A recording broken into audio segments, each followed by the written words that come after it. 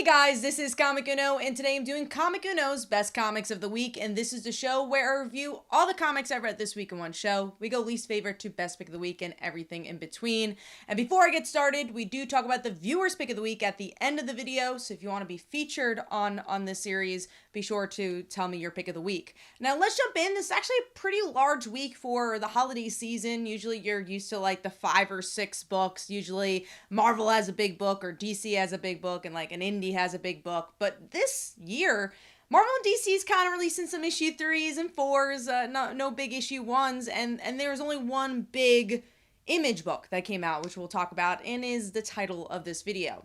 But let's jump in. Number 13 for me is The Holy Roller, issue 2. This is a book that I wanted to love. I really enjoyed the concept of it. Vigilante character that uses a bowling ball to hurt his enemies. But, you know, issue 1 didn't blow me away. I felt like there was a lot trying to be explained without us really feeling for the character and without actually seeing the vigilante aspect of the character.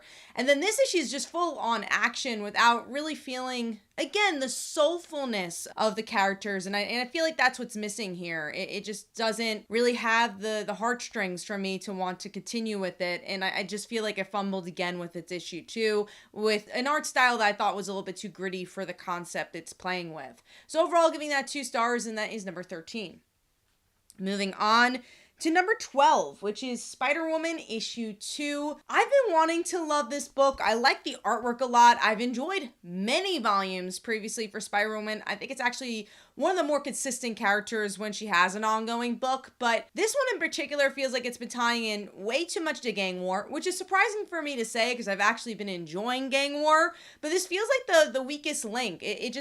It feels a little bit too, point A to point B. I don't feel like there's any uniqueness to it. And the thing that's most interesting, her trying to save her son, feels like an afterthought. I just feel like it's too much going with the motions for it, even though I do like the artwork for this one. So giving that 2.5 stars, and that is number 12.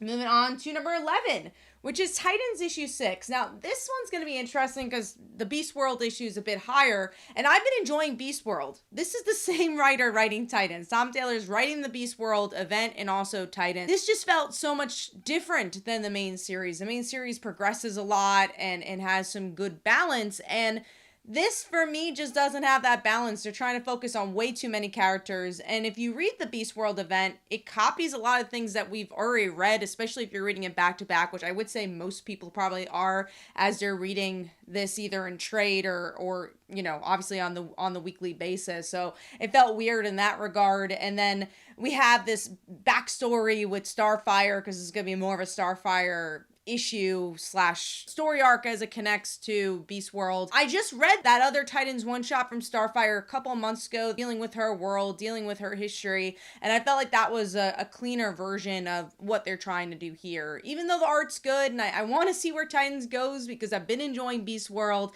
I just have not been able to jive with this series as much as I've wanted to. So giving that 2.5 stars, and that is number 11. Moving on to number 10, which is Amazon's Attack, issue 3. A series I've been having fun with. I like seeing a connection to the DC universe in general. The Wonder Woman story hasn't really been tying into many other titles besides Wonder Woman and this, so it's kind of nice to see it have some sort of fallout within the Wonder Woman, at least parts of the DC universe. And I'm having fun with this. I don't know, I feel like maybe hardcore Wonder Woman fans will enjoy it a bit more because they know Nubia more, or they know Wonder Girl more, even though she's a relatively new character. But the things I liked about it the most was probably Captain Marvel / Mary Marvel. I enjoy her character, and it's the same writer who wrote her previous miniseries, so it very much feels like a continuation of that, even though it kind of feels a little shoehorned in because this is a Wonder Woman event. I don't know why we're getting the progression here, but that honestly was the strongest part of this issue, and I feel like the artwork is really strong for this book as well, which really helps it out. So giving that 3 stars, and that is number 10.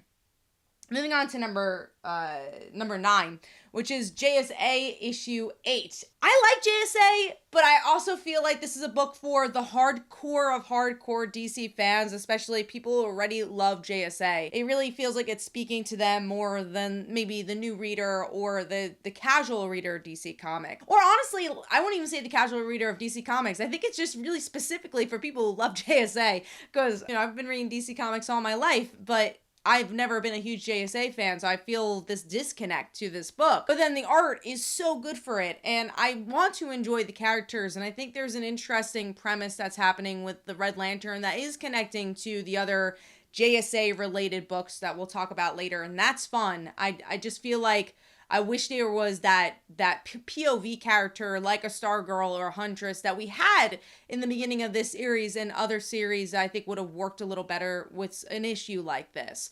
So giving that 3 stars, and that's number 9. Moving on to number 8, which is Local Man issue 8. This has been slipping through the cracks for me. I still like the book. I still think it's a really interesting, make it a 360 of superhero books, right? That's something I enjoy about Local Man, but it's kind of losing me a little bit. They have a little bit too many strings being attached, where you're following your main character and his drug trip again in this issue, and then there's something going on with his childhood friend. Obviously, she's also cheating on her husband. So there's a lot of different layers going on, and I just kind of wish they'd pick one lane to focus on, because I think it would make for a stronger issue, or at least progress the girlfriend story a little bit more, because there's a lot of secrets that I kind of at this point just want to see revealed and see played out. So giving that 3 stars, and that is number 8.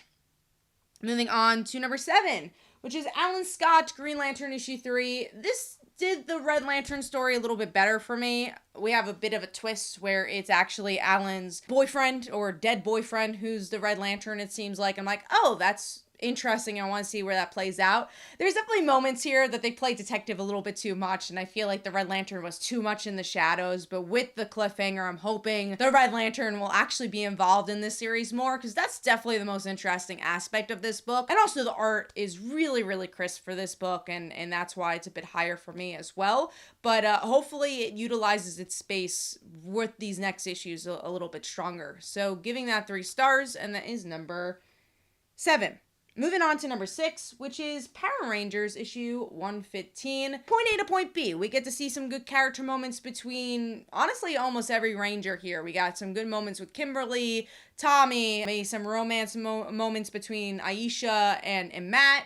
And then you obviously got your villain moments to kind of move the pawns a little bit further, especially with Lord Draken kind of returning. Maybe there's this evil Pink Ranger character at the end as well. Good issue. I do think, again, they might throw a lot at you in this, making every story only move a little bit, but there's still a lot of threads happening. But I'm having a great time with this book, and I like the art style a lot, especially when it comes to the action and facial expressions. So giving that 3.5 stars, I believe, and that is number 6. Moving on to number 5, the topic of the video, which is Duke issue 1. Now, I should mention, and especially if you've been following these videos, you probably already know, I have no connection to G.I. Joe. I have no connection to Transformers, but it's really fun to see this indie company like Skybound make a new universe with these known franchises like Transformers and G.I. Joe. And Transformers has blown me away just like everybody else, right? Transformers has just done a great job of being new reader friendly, but also giving a lot to the fans of Transformers. And there's a lot of heart to the book, and Daniel Warren Johnson's always been great at doing that and making everything, even though so action heavy, also very much about the characters. Now, Duke, I really like the connection with Transformers and I guess Void Rivals as well. I've only read the first issue of Void Rivals, but it's kind of like the outskirts of what's going on in the Transformers book, where it's like, okay, so these aliens are here, we're seeing the human element in Transformers, but what is the military gonna do about it? And that's Duke's place and these other G.I. Joe characters. I will say I think this issue and this book does a bit more to the service of the fans. Like, there's a lot of characters I just don't know, and I'm like, oh yeah, there's that person, and I guess they know Duke, and they introduce it not in a confusing way. I just think Transformers gave the new readers a reason to care about those characters. I don't think this book does that just yet, but it keeps my interest because I'm reading Transformers, because everything's connected, and the artwork is really crisp and clean for this as well. So it garnered my interest, but I don't think I loved it as much as Transformers. Granted, Transformers does have a couple more issues on it as well. So giving that 3.5 stars, excited to see where it goes, but I do think Transformers is slightly on edge with the new readers here and possibly the Transformers fans as well. All right, moving on to number 4, which is Batman Santa Claus Silent Night, issue 4, the last issue of this book. My only critique of this one is that they did change the art style. It's a little grittier than those first 2 issues, which I really love. The art style is a little bit more cartoony, which fits for a Christmas holiday Santa Claus adventure. And in this one, it has the heart. Damian getting kidnapped by the villain, and Damian still believing in Santa Claus and getting that childhood wonder, all while the rest of the DC universe tries to help out Santa Claus. It's a very, very simple story that's just fun to read. And I don't know if this was as strong as some of the other issues. I think there's some more standout character moments, but I thought it was a good conclusion to a really fun miniseries. So giving that 3.5 stars, and that is number 4. Moving on to number 3, which is Green Arrow, issue 7. I'm glad that we're starting a new arc. It brings new life to this book because it's Oliver coming back and realizing everything's different. The Justice League is not there anymore, and what does that mean for him and his life? I thought that was super fascinating, all while you're kind of building this Amanda Waller situation that's going on in Beast World. It's honestly very connected to Beast World, this issue. Pleasantly surprised by that everything's feeling connected by the big event. The artwork wasn't as strong in this one. I do think it was a little grittier than I expected, but I think this is a great start to where Green Arrow's gonna go and what the rest of the arc is gonna entail. So giving that 4 stars, and that is number 3.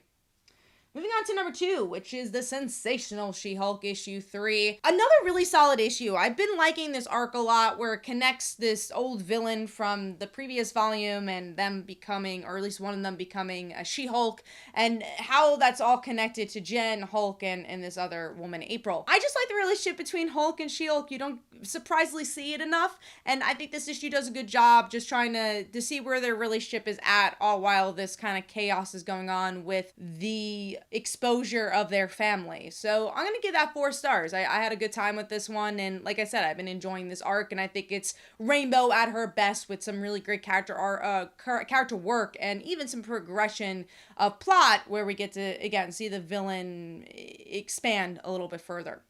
And the artwork is always solid for this book as well.